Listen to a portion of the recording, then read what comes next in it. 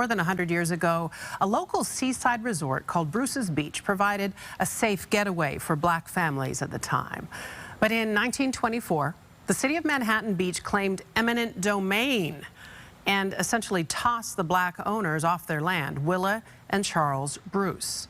Eventually, it became the site of the Los Angeles County Lifeguard Training Headquarters. Now, some 97 years later, a big step towards healing as Bruce family descendants and state and county officials work to right this historical wrong. Joining me this morning, Supervisor Janice Hahn, who is part of the effort to return the beach to the Bruce family, and also Chief Dwayne Yellowfeather Shepherd, who is a descendant of and a representative for the Bruce family. I am so pleased to have both of you here.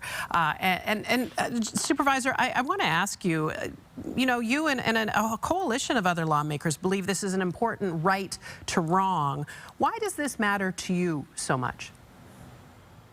It matters to me because I was under the impression my whole life growing up in Los Angeles County that somehow we didn't experience that racial discrimination and hate and KKK incidents like the South did.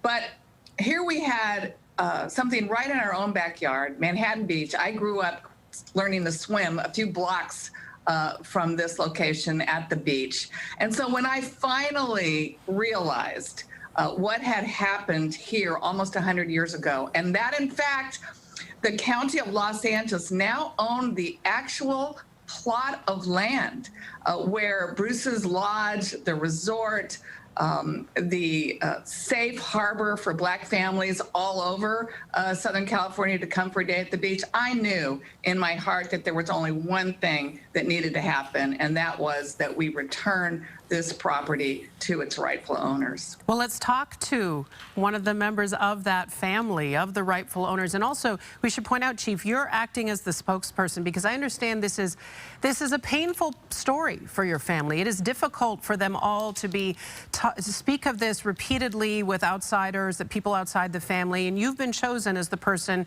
to represent the family in these matters. It's been a grassroots effort to make this wrong a right. How does it feel to you to feel the support of lawmakers like the supervisor and other voices?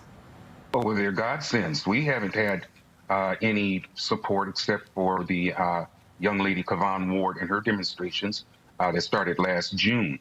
And we've been going through this process for at least 10, 15 years now of rediscovering the history and putting the timeline together so that we can figure out how we're going to have them return that land to us. Manhattan Beach, by the way, flat out refused to return the land to us or pay any restitution or punitive damages at all for what their ancestors have done. So when Supervisor Hahn spoke up and said that she would like to see to it that we get the land back, we were just elated.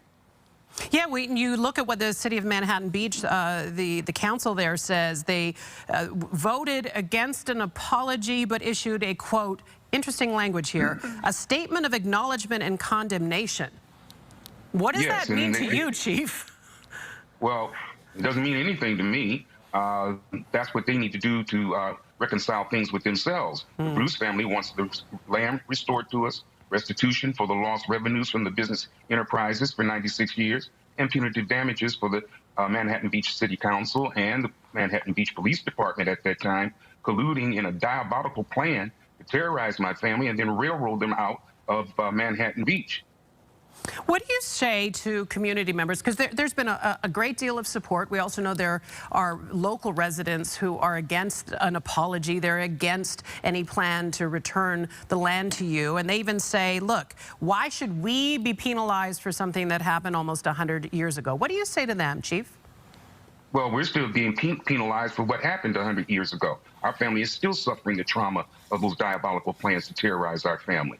Generational wealth has been passed down from their families to them, but we still have the pain and hurt of that terrorism passed down to us, and we need to have this rectified. There are no amount of money actually can repay you for the terrorism that our family went through under the guise of municipal work. What we need to have is someone to stand up for Manhattan Beach, because the city council clearly doesn't have the the guts to do so and say that, look, we need to rectify this for those people.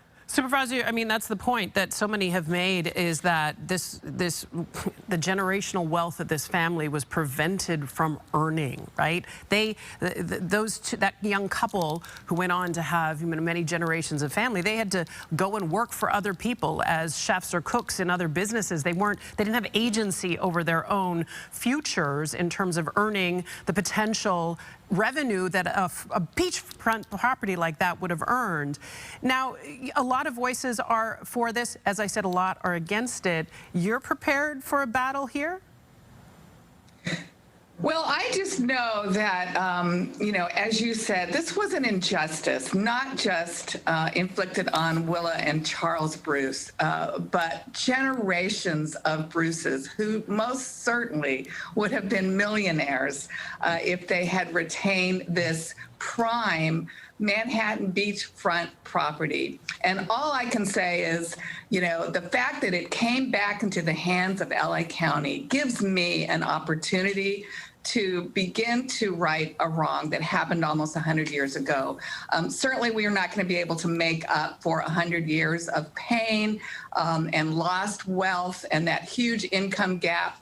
But I'm going to do this. And honestly, I have felt overwhelmingly support for this from, people from all over. In fact, I've been a little surprised that this has become an international, worldwide story, because I think it's the first time, certainly in our country, that there's an example of government giving back property that was stolen from African Americans. So I think it's going to set a precedent. I think it's going to be a model. And I hope this is one of those things that is the first step towards restoring justice, and I hope others will follow the example of LA County. So what happens today? There's an announcement being made today, Supervisor?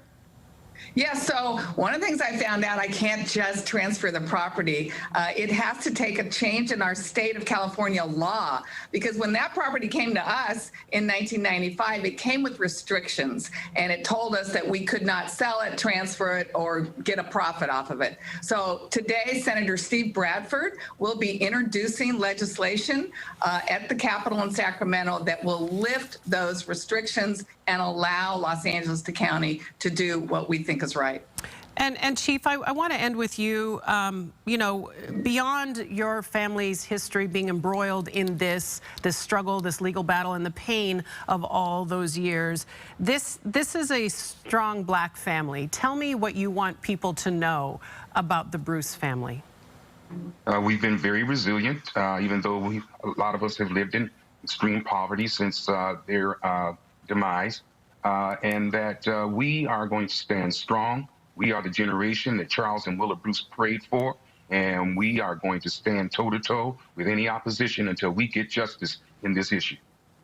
Bruce's Beach, you see the plaque there in Manhattan Beach. Hopefully it'll cause you to pause and think about our history in a slightly different way in this area, as it has done, Supervisor Janice Hahn.